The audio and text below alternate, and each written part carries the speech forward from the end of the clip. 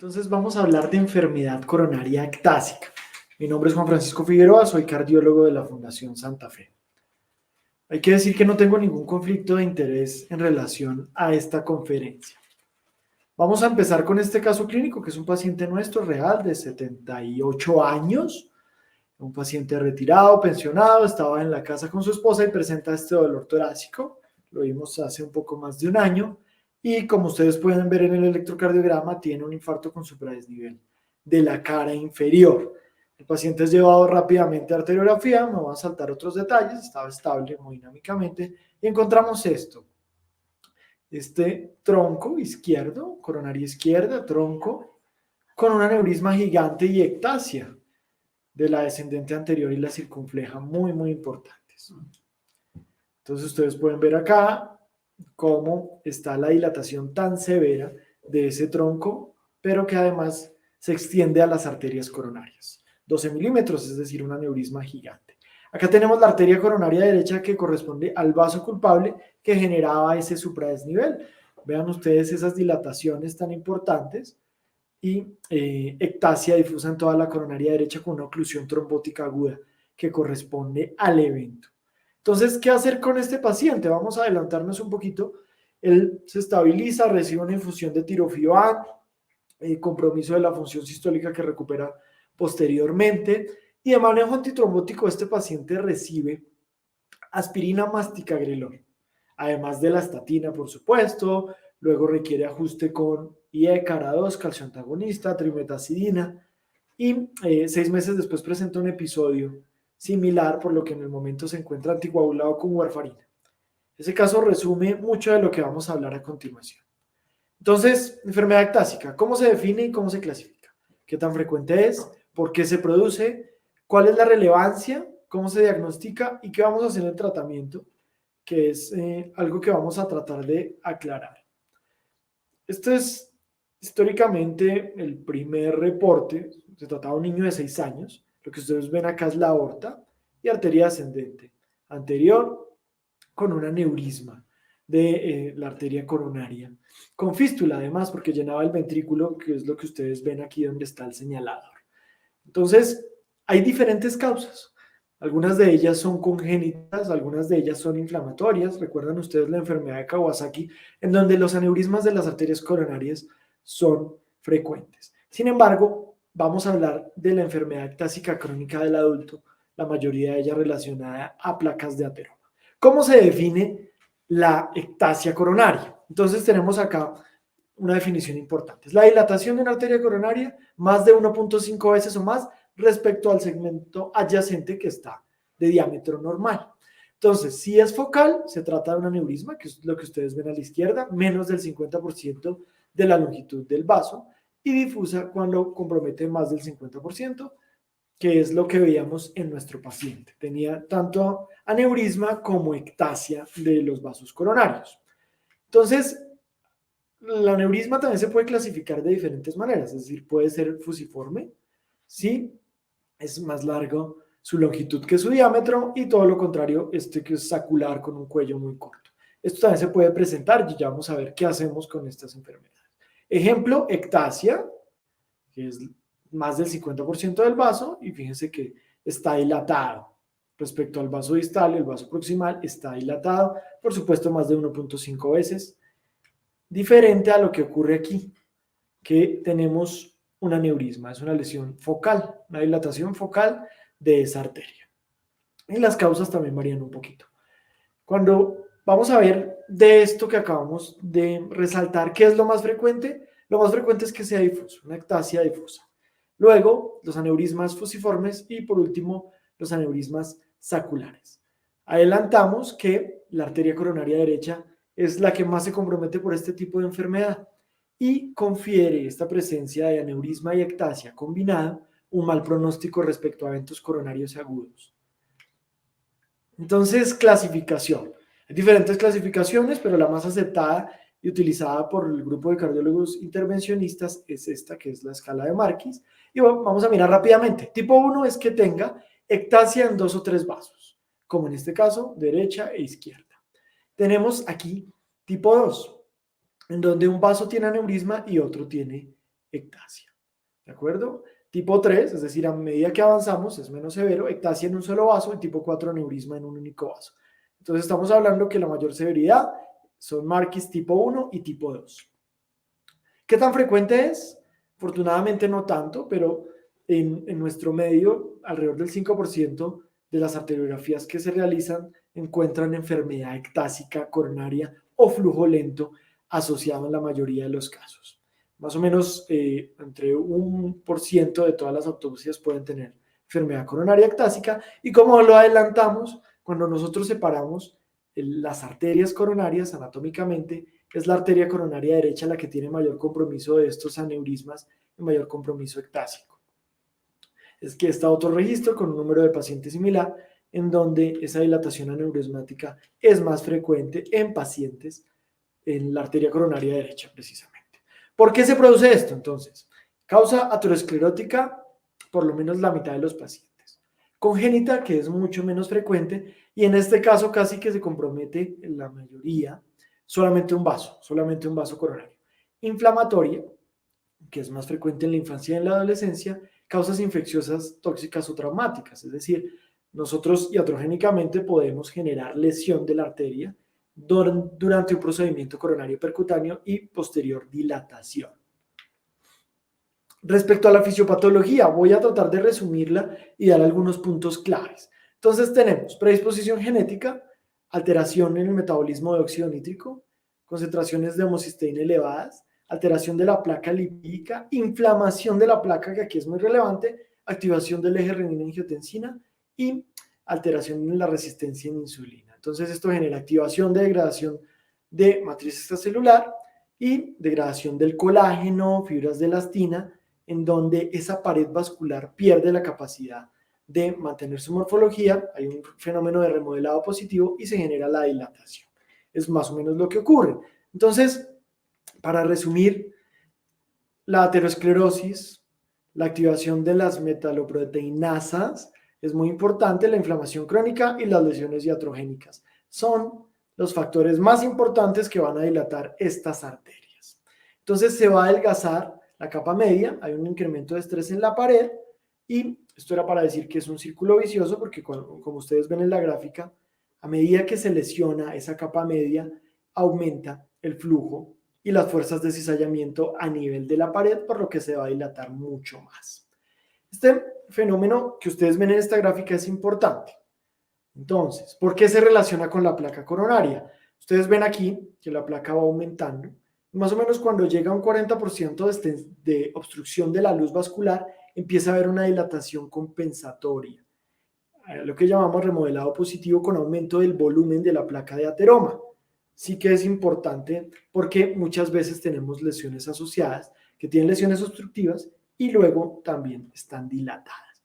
Esto es lo que vemos en un ultrasonido intracoronario para mostrar lo que ocurre en una lesión, un lugar proximal de la arteria y luego una lesión distal. Lo que ustedes ven aquí pequeñito es la luz y acá está la lámina muscular externa.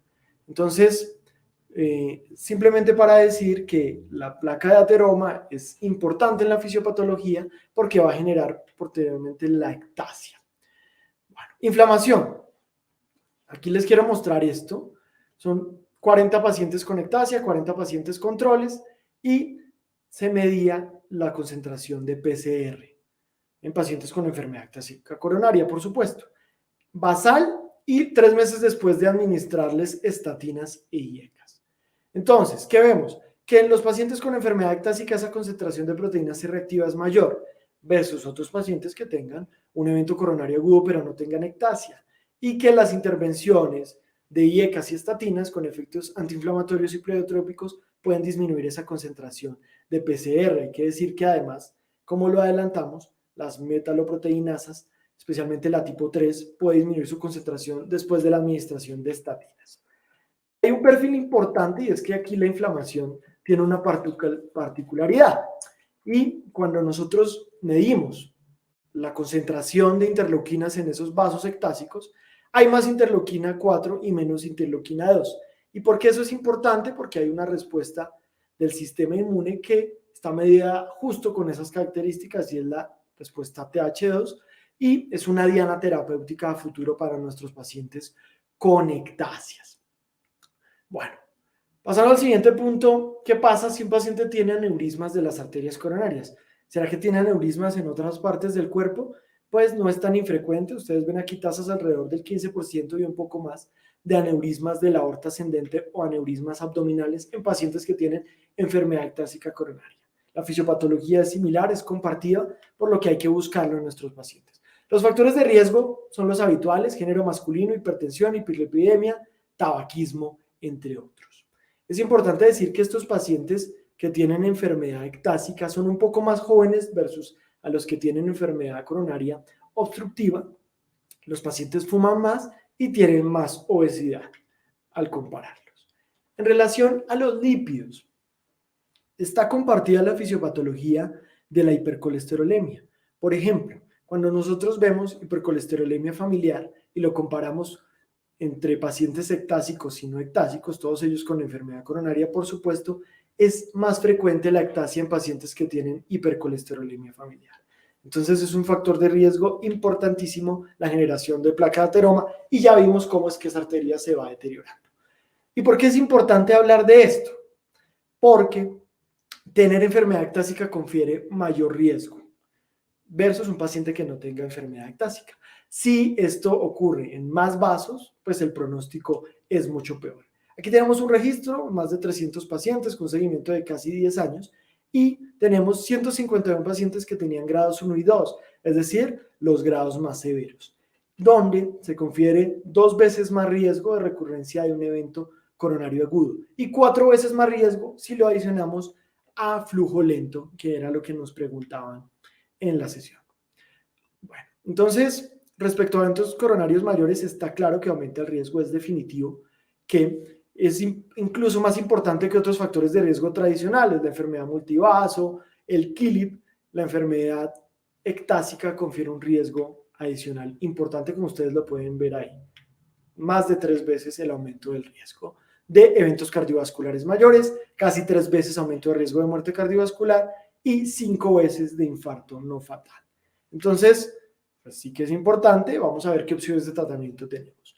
Vamos a ver aquí un par de imágenes adicionales, y hay que recordar que además de la angiografía, tenemos otras técnicas de imagen que nos pueden conferir un detalle anatómico adecuado en estos pacientes, donde tenemos que planear muy bien si existe alguna opción de tratamiento endovascular percutáneo.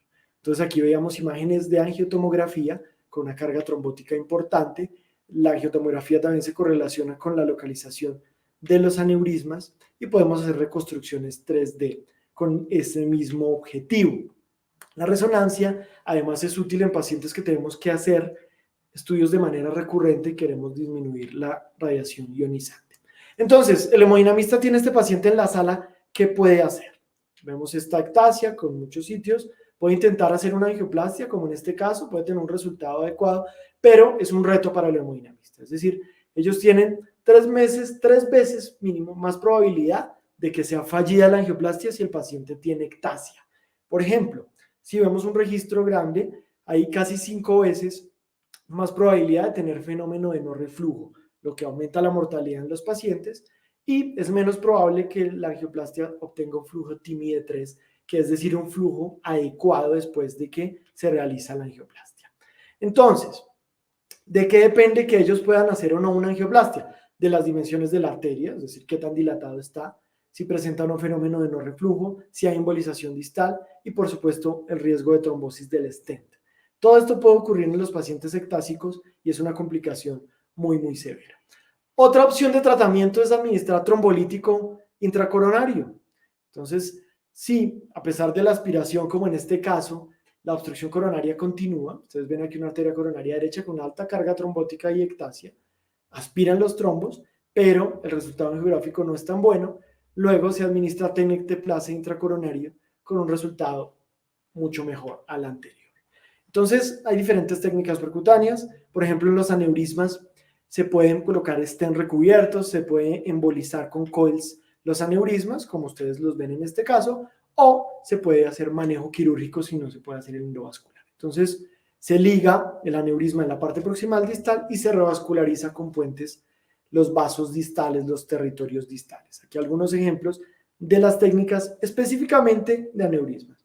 Esto para decir que es importante tener claro el fenotipo, porque cuando se trata de una dilatación única aneurismática es donde el papel de la cardiología intervencionista y la cirugía puede tener un papel importante.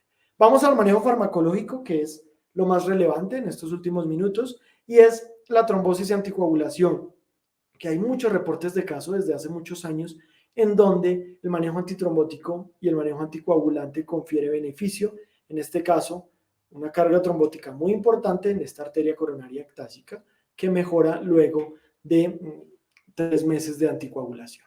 Entonces, ¿qué evidencia tenemos? Lamentablemente no mucha, es decir, no podemos, digamos, quitar este mito de manera tan contundente por la calidad de la evidencia disponible.